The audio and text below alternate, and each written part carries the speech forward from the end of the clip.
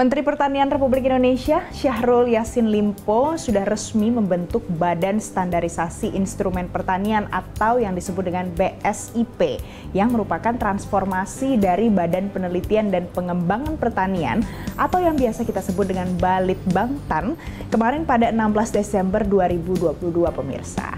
Nah, transformasi ini tentu mengawali perjalanan yang jauh lebih besar lagi karena tidak hanya bicara soal penelitian dan pengembangan saja, sekarang bicara pula soal standarisasi dan juga sertifikasi. Untuk membahasnya lebih lanjut, saya saat ini sudah bersama dengan Kepala BSIP, ada Profesor Fajri Jufri.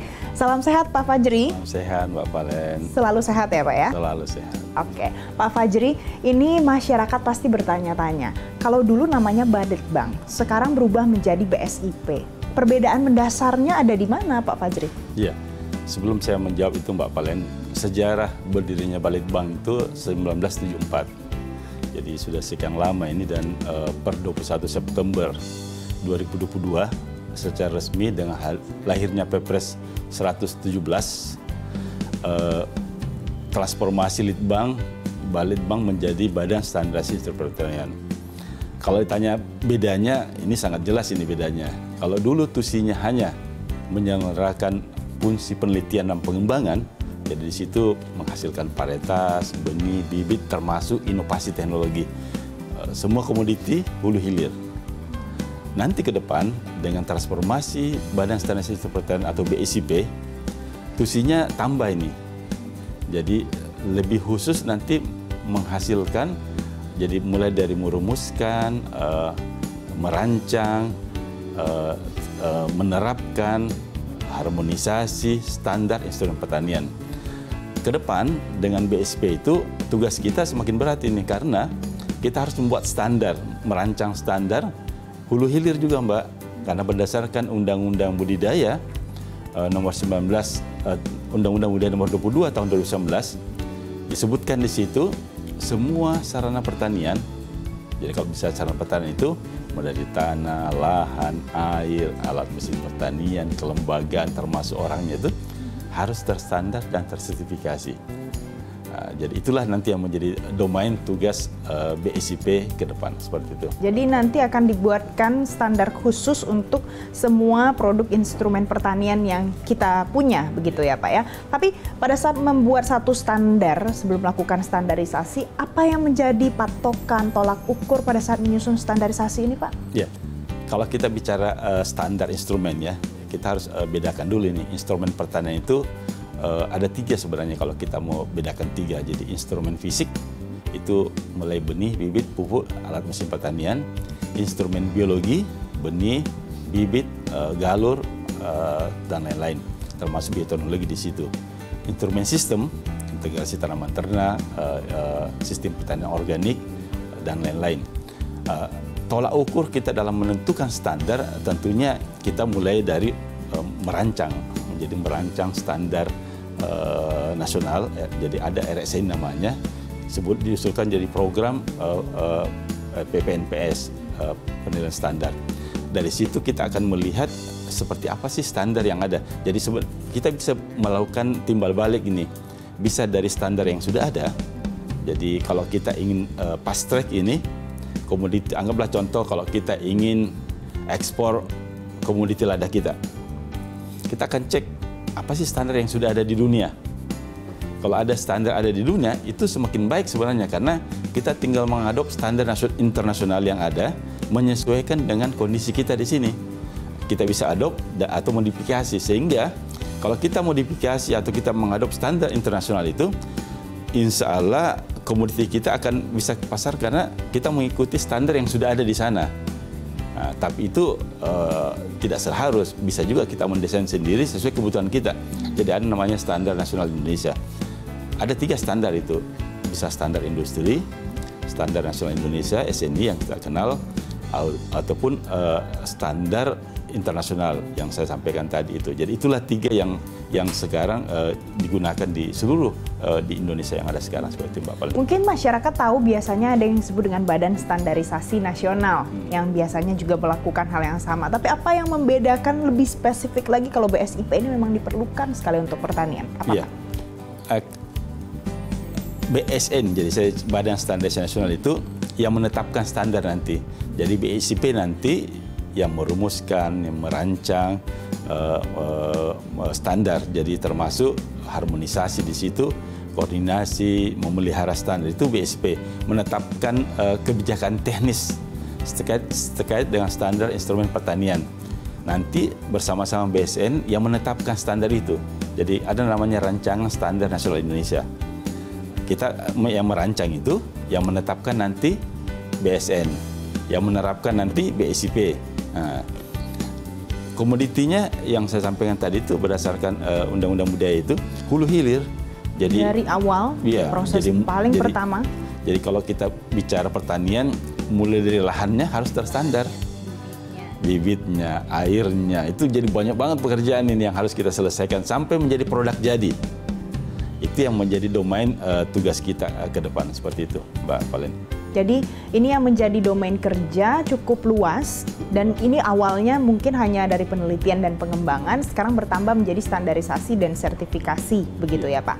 Bicara soal sertifikasi ini apa yang disiapkan BSIP untuk supaya bisa melakukan sertifikasi bagi produk-produk yang ada di Indonesia nantinya Pak? Iya, kalau bicara sertifikasi jadi standar dan sertifikasi. Kita punya kesiapan laboratorium. Kita punya 164 laboratorium se-Indonesia tersebar di 64 unit kerja UPT ada seluruh Indonesia. Dari kita punya kantor minimal 1 setiap provinsi. Di provinsi yang besar Jawa Timur ada 6, Sulawesi Selatan ada 4, di Jawa Barat sangat banyak Jawa Barat, mungkin ada 20 Jawa Barat karena hampir center-center kantor kita ada di Jawa Barat.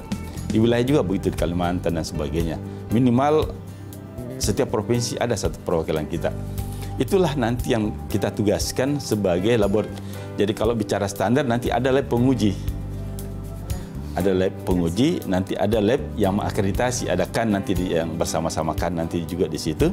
Jadi semua produk standar akan diuji dan diterapkan di semua UPT yang kita di Indonesia.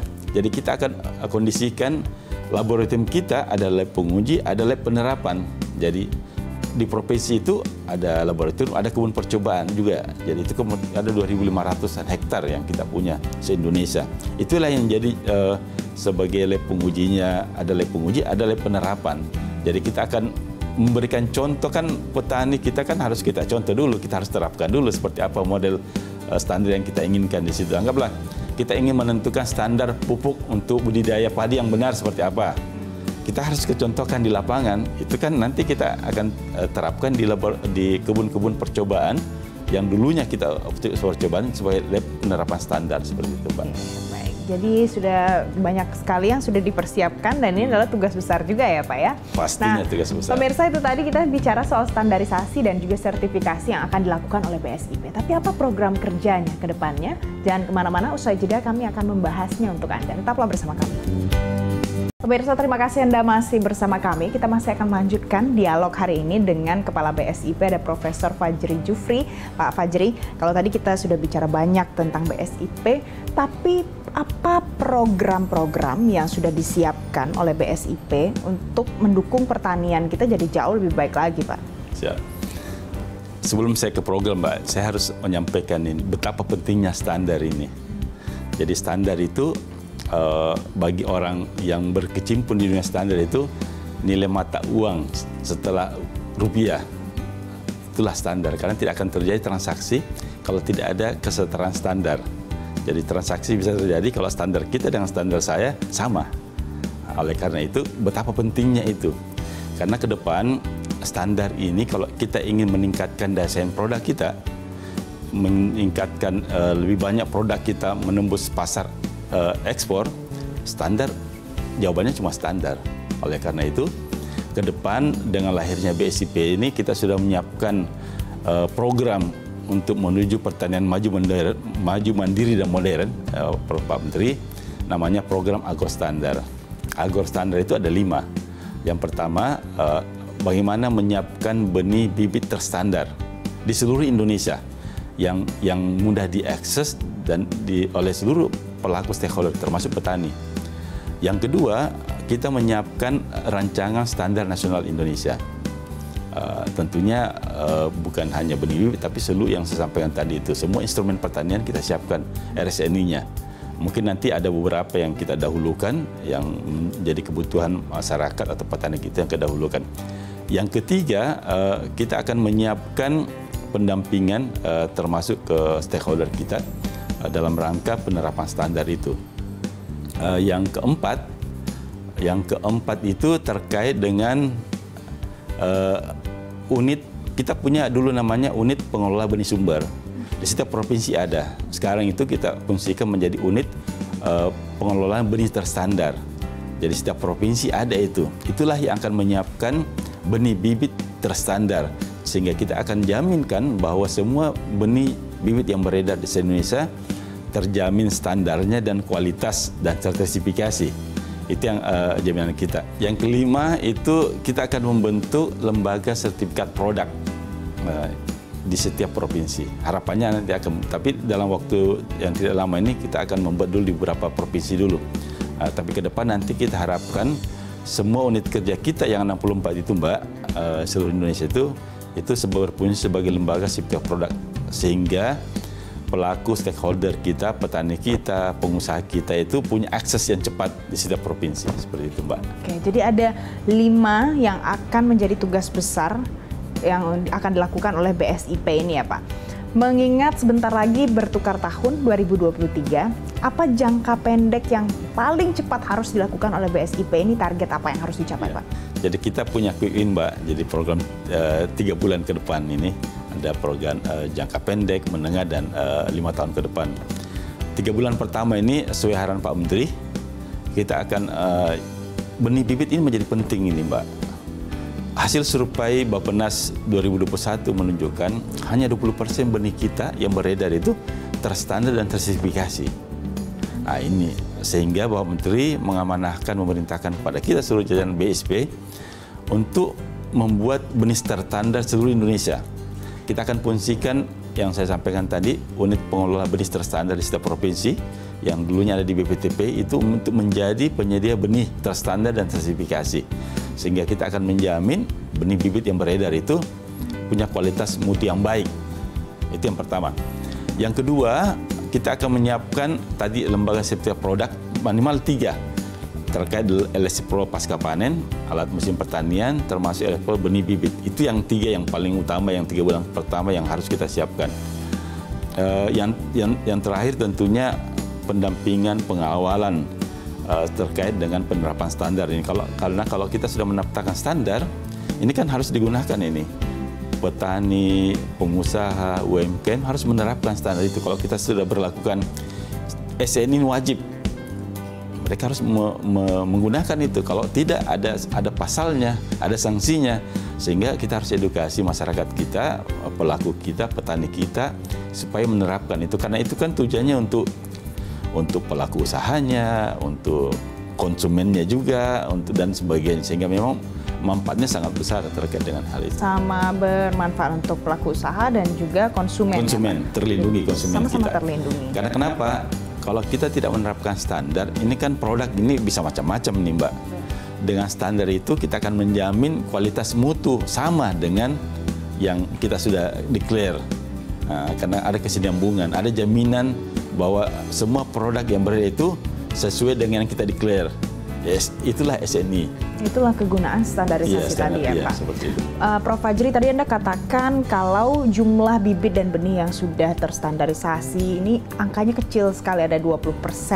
Apa langkah yang akan dilakukan BSIP untuk mendorong produk-produk yang sudah ada sekarang, ayo distandarisasi, disertifikasi? Ya, ini memang perlu kebersamaan, perlu kolaborasi, perlu sinergi dengan semua pihak tentunya, karena BSIP tidak akan bisa, Kementerian Pertanian, kalau tanpa partisipasi pemerintah daerah, gubernur, bupati, termasuk pelaku yang sampai level bawah. Kita akan siapkan platform, tool yang menjamin benih bibit yang beredar itu terstandar dan tersertifikasi. Kita punya namanya Simbara, sistem benih Nusantara itu. Itu platform terkait dengan tracking traceability. Jadi kalau nanti ada itu Mbak, benih yang beredar itu kita kasih barcode aja. Oh ini benihnya dari mana ini? Siapa yang produksi? Berapa luas? Ada jaminan apa dari situ? Kalau ada itu, insya Allah, seluruh benih yang beredar di Indonesia itu kita akan tahu ini benih palsu atau benih enggak nih. Ini benih berkualitas atau tidak nih. Karena semua traceability-nya terjamin. Trackingnya tahu kita siapa yang produksi benih itu seperti itu Mbak. Itu nanti yang ke depan kalau kita sudah hilirisasi semua produk-produk kita Mbak. Baik. Jadi ini adalah panjang juga persiapan yang sudah dilakukan, tapi tujuannya untuk melindungi produsennya, juga melindungi konsumennya ya Pak Fajri ya. Nah pemirsa jangan kemana-mana karena usai jeda kita masih akan lanjutkan dialog hari ini, jadi tetaplah bersama kami. Pemirsa Anda masih bersama kami, kita masih akan lanjutkan dialog kita hari ini bersama Profesor Fajri Jufri. Pak Fajri, kita tahu orang Indonesia ini karya-karyanya luar biasa. Apalagi di bidang pertanian. Apa yang sudah distandarisasi, kemudian sudah punya sertifikasinya dan sudah go internasional sejauh ini, Pak?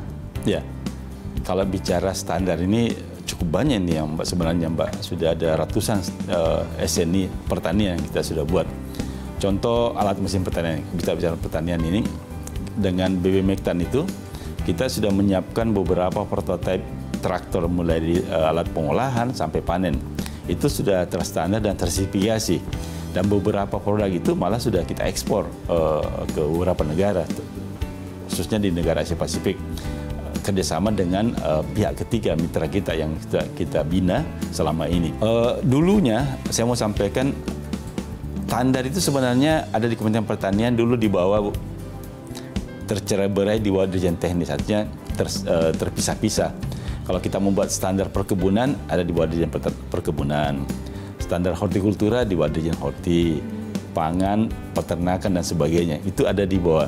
Nah, dengan lahirnya Perpres 117 ini, semua standar dan sertifikasi itu akan di bawah satu lembaga unit eselon 1. Sehingga lebih mudah teman-teman BSN dalam rangka menetapkan standar, dalam rangka merancang standar, karena dia cuma berhubungan dengan satu unit eselon 1. Dulu kan kalau bicara perkebunan kopi ke perkebunan, kalau bicara jeruk ke Dirjen Horti, jadi agak ribet ini. Nah, dengan lahirnya Perpres ini, jalur koordinasi dengan BSN lebih mudah. Kita juga dalam rangka implementasi terkait standar ini juga akan lebih mudah, karena dunia internasional kalau ingin berkomunikasi dengan kita menanyakan terkait mutu dan kualitas itu tinggal menghubungi satu unit saja, satu badan, satu unit eselon 1 saja. Tidak perlu ke semua, karena bicara pertanian udah satu tempat aja. Kita sudah beberapa SNI yang contoh yang paling kopi kita kan banyak banget kopi kita. Kan kopi kita kopi specialty Mbak ini. Dan sudah sangat terkenal ini.